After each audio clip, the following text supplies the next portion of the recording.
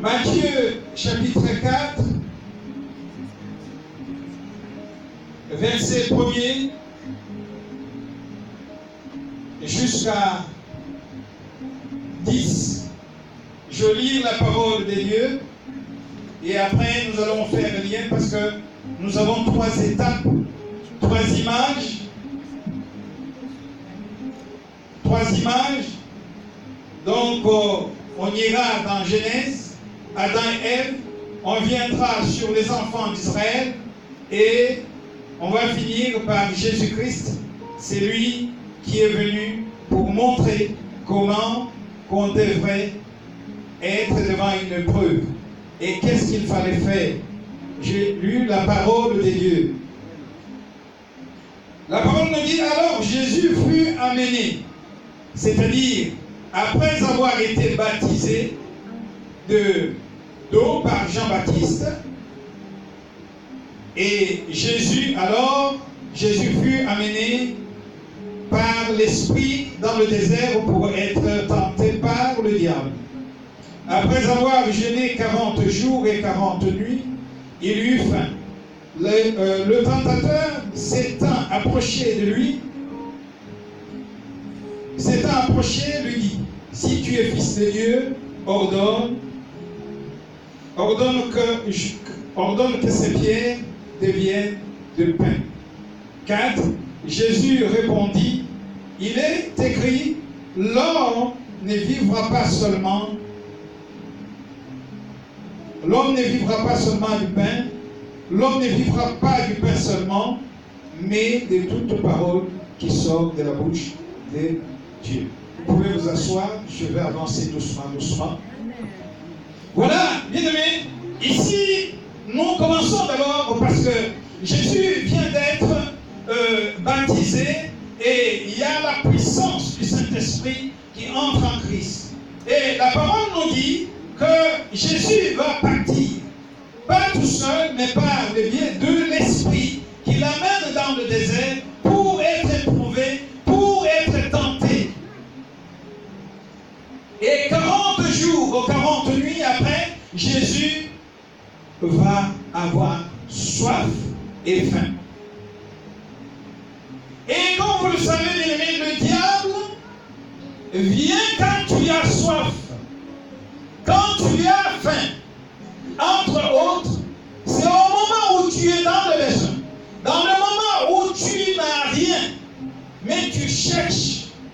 Au moment où, bien aimé, la convoitise habite, au moment où la convoitise vient frapper dans notre porte, au moment où la convoitise va nous habiter, et c'est à ce moment-là le diable vient. Parce que nous disons que c'est à ce moment que nous sommes connectés. Dans le monde spirituel, tu es connecté. Si tu commences à convoiter, bien-aimé, ça devient très compliqué. Alors, Adam et Ève, on avait dit que Adam n'était pas là. Il y avait Ève qui était là. Mais un jour, Ève s'est promenée. Et je crois que tout le matin, Ève était là devant l'arbre des connaissances. Elle convoitait. Ou elle contemplait, bien aimé. On peut contempler quelque chose, mais convoiter, ça n'est une autre. Contempler quelqu'un qui est beau, contempler une belle maison, voir quelque chose qui est belle, ça c'est une chose. Mais, bien aimé, avoir en soi, il faut que moi j'ai cette chose. Il faut aussi que je sois comme lui. Il faut aussi. C'est là où ça devient une convoitise. J'ai entendu quelqu'un bien-aimé qui a grandi dans la pauvreté, dans la souffrance. Il est arrivé à un moment donné, on s'est moqué de lui partout. Il ne savait pas quoi faire. Il était obligé d'aller bien-aimé prendre la magie pour avoir la richesse. Et quand il est parti bien-aimé, Au début, on lui a donné ce qu'il fallait. Au bout de quelques années, le diable est venu, il a dit, on t'a tout donné. Mais n'oublie pas que ce que tu as eu, ça a un prix. Nous avons besoin de ta mère, nous avons besoin après de ta famille. C'est la convoitise. Le diable était là, sûrement il voyait Ève qui venait tout le temps, tout le matin, regarder et disait, ah, mais comment ça se fait? Dieu nous a tout donné, mais pourquoi il ne veut pas ça? Et c'est comme ça que le diable lui pose la question. Est-ce que réellement Dieu a dit de ne pas manger cet arbre? Voilà comment il vient. Il ne pose pas la question. Qu'est-ce que tu fais ici? Mais il demande directement. Est-ce que réellement Dieu a dit que vous ne pouvez pas manger ça? Elle aussi, elle dit, oui, je ne comprends pas aussi. Hein? Moi, je ne comprends pas du tout. Hein? Je ne sais pas à l'époque, le diable avait quelle forme. Mais je crois bien, il marchait. Il n'était pas encore, il ne rampait pas, hein? Il était comme ça. Comme un ange de lumière, sûrement, il était beau. Mais la parole nous dit, un des animaux, un animal le plus rusé, bien aimé, beaucoup parlent des animaux, parlent avec des animaux. Papa Pedro, tout à l'heure, tu disais, les gens qui quittent les églises, qui partent dans une église B, église A, église C, église Y, église Z. C'est quoi exactement? C'est quoi, bien-aimé?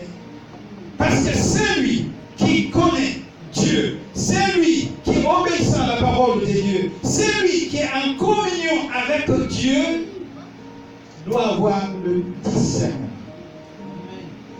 Alléluia. Voilà, le diable, il dit, mais tu sais quoi? Ève, il sait. Moi, je suis là depuis longtemps. Je n'ai pas eu le temps de parler avec ton mari. Mais toi, tu es courageuse. Là, c'est moi qui ajoute. Alléluia. C'est moi qui commente à ma façon. Tu es courageuse. Sache-le bien, si vous mangez l'arbre des connaissances, si vous mangez le fruit de cet arbre, vous deviendrez comme lui. Mais dimanche dernier, j'avais dit, moi, à la place d'Ève, j'allais poser la question au diable, j'allais lui demander, est-ce que toi, tu as déjà goûté ces fruits-là? Est-ce que tu as déjà mangé ces fruits? Il fallait lui poser des questions. Mais ce qui est vrai, bien aimé, avec le diable, on n'entend pas une discussion. Parce qu'il va t'avoir, que tu le veuilles ou pas. Dès que tu te mets en connexion avec le diable, ça finira mal. Il viendra avec des vérités. Mais ces vérités, à la fin, pour fausser quelque chose. Et la parole nous dit que le diable a dit, il dit, vous devriez manger. Il sait, il est égoïste. Si vous mangez, vous deviendrez des dieux comme lui. Vous êtes capable aussi de créer. Vous êtes capable aussi de faire ce que vous voyez.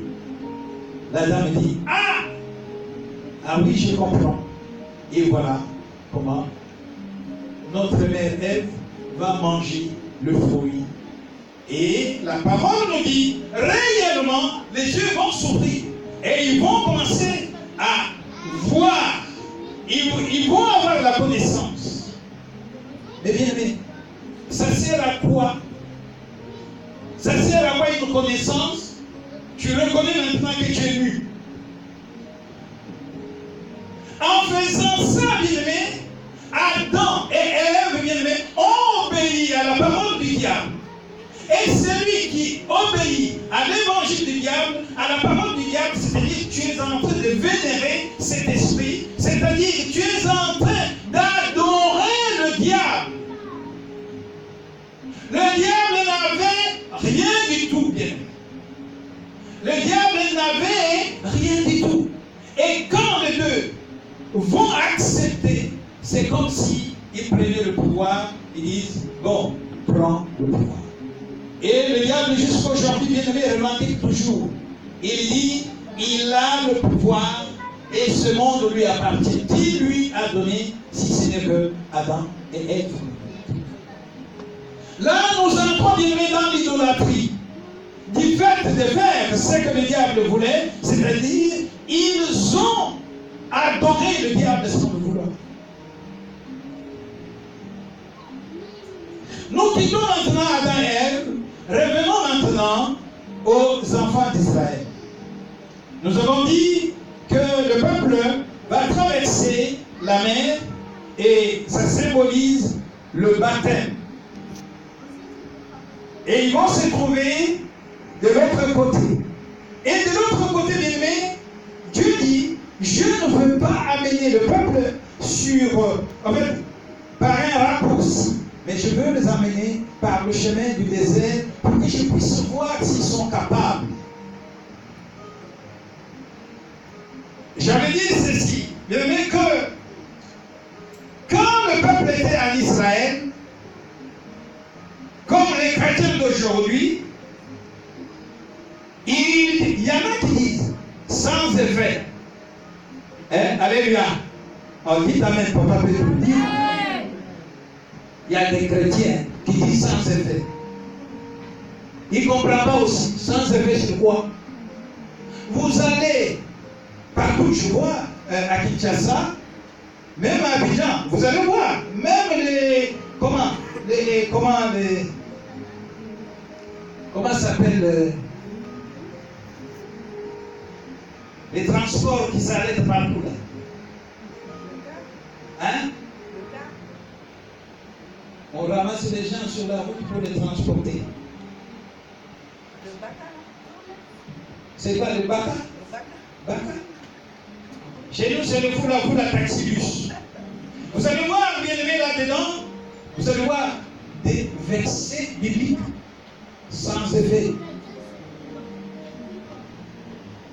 Toute arme forgée contre moi sera sans effet.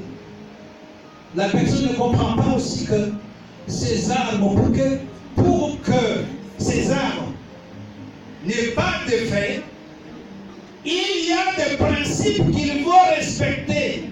Vous m'écoutez, hein? Ce n'est pas bien aimé de dire toute arme forgée contre moi sera sans effet. Sans quoi? Ah, voilà. Mais, bien aimé, vous savez qu'un perroquet peut dire ça. Nous avons, bien aimé, des chrétiens perroquets. C'est-à-dire, je ne sais pas s'il faut les appeler les perroquiers ou les perroquiens, mais parce que les gens, des fois, qui peuvent vous réciter un verset biblique, mais ils ne connaissent pas d'où ça vient et qu'est-ce qu'il faut faire pour que ces versets puissent avoir l'impact dans notre vie. Ils étaient en Égypte. Ils avaient la promesse. La promesse, c'était quoi? Comment?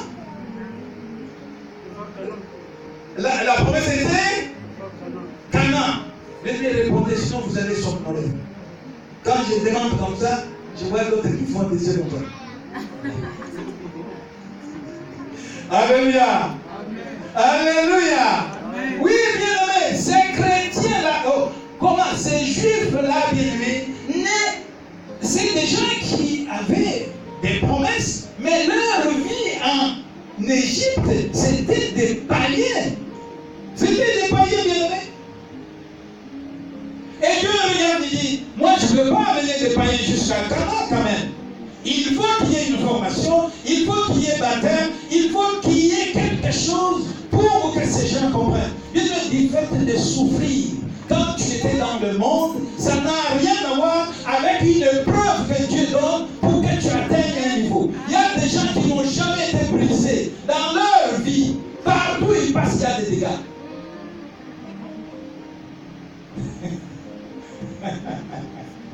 Alléluia. Les enfants me font. Bien,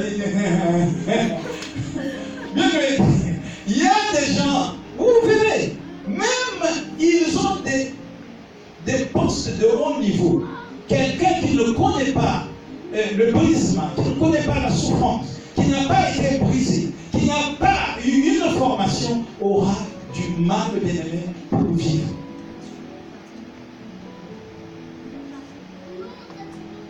Dieu dit quoi? Il dit, bon, vous allez prendre le chemin le plus long. Bien-aimé, un mois c'était trop. Un mois c'était trop. Il commençait à pleurer.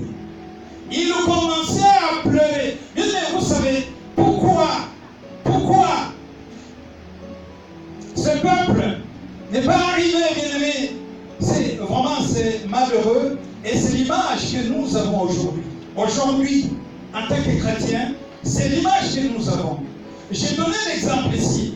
Je suis parti, bien, on était au mariage de maman Dina et papa Gabi. Papa Gabi, voilà, on était dans leur mariage bien-aimé. Je vous ai dit, bien aimé, ils ont mis Mumbaya. Tout le monde était sur la piste. Ils dansaient. Ils dansaient. Après, on met encore une chanson de Covid. Je vois les mêmes personnes danser. Je dis, oh. Mais non, c'est. Donc, je regarde, je dis, mais non, il y a un problème. Je voyais, il y avait une maman, vraiment, ça a tiré mon attention. Quand on a mis la chanson de Mumbaya, mais comment elle dansait. Comment, je voyais presque elle était en transe. Mais quand ils mettent Kofi, elle vit aussi, elle entre en transe. J'ai dit, vous savez. C'est pareil, bien-aimé, les chrétiens d'aujourd'hui. Il est dans le paganisme, tu le trouves aussi dans le christianisme. Le peuple de Dieu, bien-aimé, ils arrivent, un moment, ils commencent à presser Moïse. Nous voulons la viande. S'il n'y a pas de viande, Moïse, c'est pas la peine. Moi, j'étais bien là où j'étais. J'ai mangé tranquillement. Après avoir été fouetté, le soir, j'ai mangé des pastèques. Il y avait la viande, il y avait le poulet, il y avait chicken spot, il y avait tout ça. Je mangeais.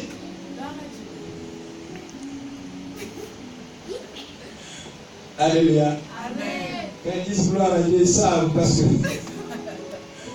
tous les dimanches, on va aller manger à chicken spot. Mais, bien aimé, il y a une chose qui est bien, que quand ils vont commencer à presser Moïse, bien aimé, Moïse ne sait pas quoi faire.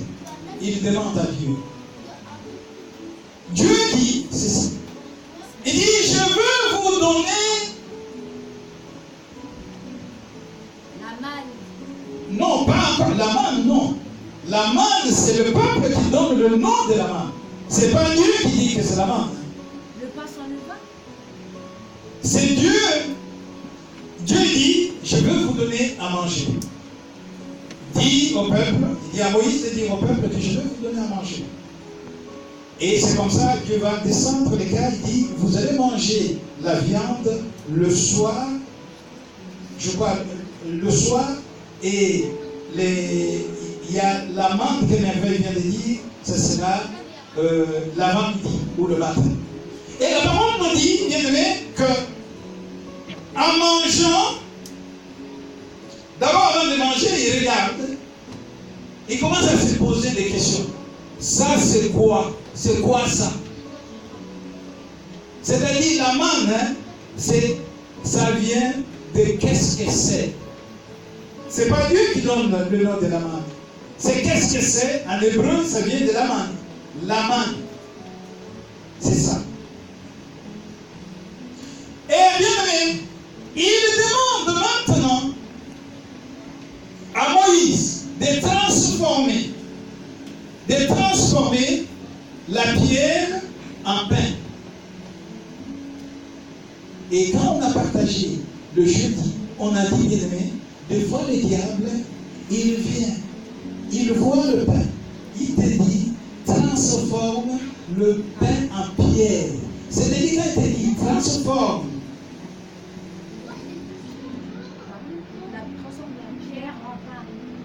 Alléluia. Amen. Maman, tu es avec moi. Gloire à Dieu. Gloire à Dieu, tu es avec moi. Et, bien aimé, on a dit que c'est des images, des messages sublimes. Le diable dit toujours le contraire. Il peut te dire que je t'aime beaucoup, mais en réalité, il ne t'aime pas. Quand il dit, transforme cette pierre en pain pour que tu manges, beaucoup aussi bien le font. Mais en réalité, c'est un pain que tu transformes en pierre. Et quand tu vas le manger, bien aimé, c'est du poison total.